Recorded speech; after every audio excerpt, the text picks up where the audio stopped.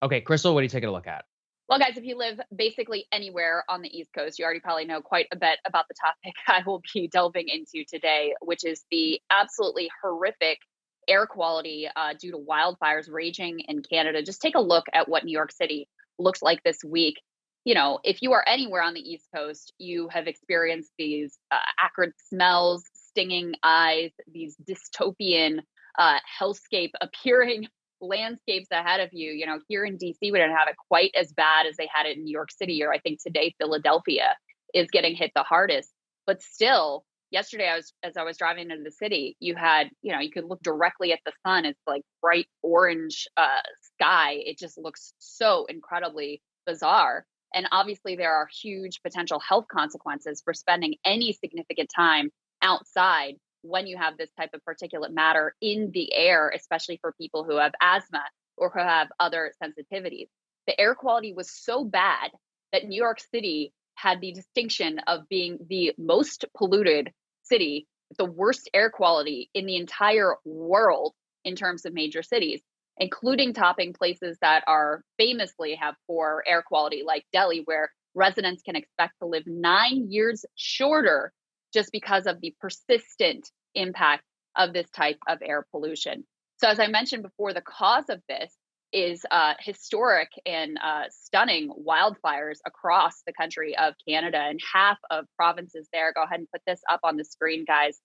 More than 400 wildfires burning across our neighbors to the north. More than half of those are considered to be out of control. And of course, you know, wildfires this time of year, whether it's in Canada or whether it's in California, is nothing unusual. But the size and the scope and the fact that it's all happening simultaneously, that is very unusual. And that's why the East Coast is suffering with this type of air pollution. While, you know, probably our friends over on the West Coast are saying, welcome to the club, because they've been dealing with this type of persistent air pollution from wildfires for any number of years now. Let's go ahead and put this next piece up on the screen. It's no accident that we're facing this type of cataclysm right now. Canada has been suffering through what they call a hot drought.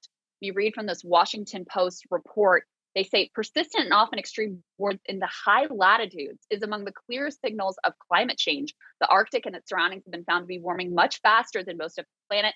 So you can see Canada would be disproportionately affected. They say pulse after pulse of record heat has helped fuel the extreme fire situation. You had heat spreading across Nova Scotia again on Thursdays. Thursday temperatures rose to 91 degrees in Halifax. That's more than 18 degrees above average. You had record highs in many eastern cities, including Ottawa at 95 degrees, Montreal at 94 degrees, Toronto at 88 degrees. Those have affected a lot of Canada and parts of the northern US as well. And there's an expectation that these hot temperatures will continue, along with significantly less than usual rainfall, creating just a tinderbox effect where you end up with these wildfires raging out of control across Canada. So, all of these, you cannot tie any particular wildfire to the climate crisis. But when you look at this confluence of factors, you can say for sure the fact that we have had so many wildfires, historic wildfires year after year in California, now year after year in Canada, this is directly attributable to rising temperatures and extreme conditions caused by the climate crisis. And it's already having a huge impact on, obviously, our lives. It's having a huge impact on our economy. I actually highlighted last week that in the state of California, major insurers are pulling out of the state altogether. Put this next piece up on the screen, because the impact predominantly of wildfires in California has made it so it does not make any market sense to insure homeowners in much of the state. This is not just a situation unique to California. This is the case in states across the country, including Florida has a huge issue with this as well due to their own extreme weather crises and repeated hurricanes. Flooding has increased and caused other states sort of in the center of the country to have issues with homeowners insurance.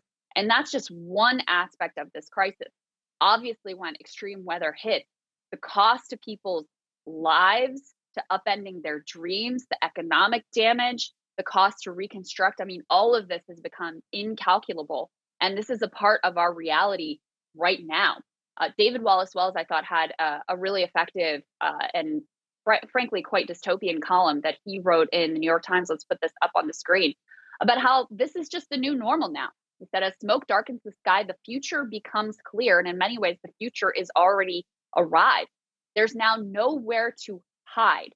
So even if you live in New York City, or if you live in Washington, D.C., or if you live anywhere in the country, you may not have a wildfire next door, but the smoke and the air pollution from what's going on in California or what's going on in Canada or what's going on in other places could very directly impact your life.